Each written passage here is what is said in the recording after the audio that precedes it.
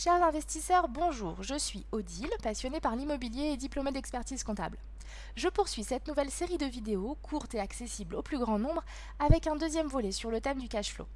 Dans ma précédente vidéo, je vous montrais comment calculer votre cash flow. Je vous propose cette fois une carte mentale qui vous donnera toutes les clés pour maximiser ce fameux cash flow.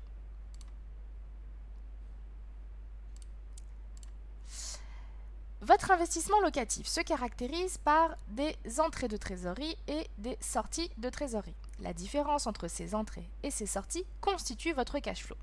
Dans le pire des cas, il est négatif, cela signifie que vous devez prendre tous les mois sur votre salaire pour financer en partie votre bien immobilier.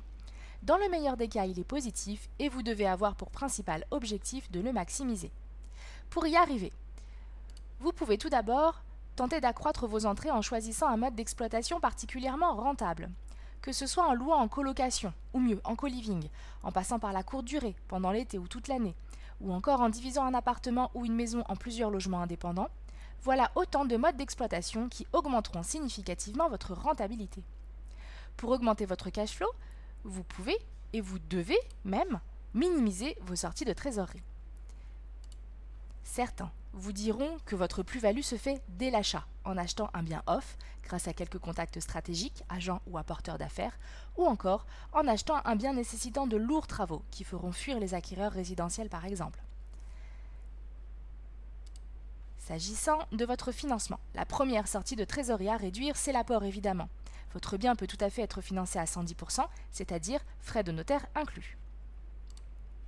Quant à votre mensualité d'emprunt, plus elle sera faible, plus votre cash flow augmentera. Or, une mensualité d'emprunt faible passe par une durée maximale d'endettement, un différé de remboursement allant de quelques mois à plusieurs années, et par une garantie réelle plutôt qu'un cautionnement, moins coûteux, même si votre banquier vous assure qu'avec le cautionnement, vous récupérerez une partie de votre mise dans 20 ans. Rappelez-vous, l'argent que vous toucherez dans 20 ans ne vaut rien rapporté à aujourd'hui. Enfin, dernier levier, et non des moindres, l'impôt. Votre régime fiscal doit correspondre à votre stratégie et à votre horizon de détention. Travaux lourds, très forte rentabilité, biens à forte plus-value sont autant de critères à prendre en compte pour choisir intelligemment le régime fiscal qui limitera votre impôt sur toute la durée de possession de votre bien immobilier, et pas seulement la première année.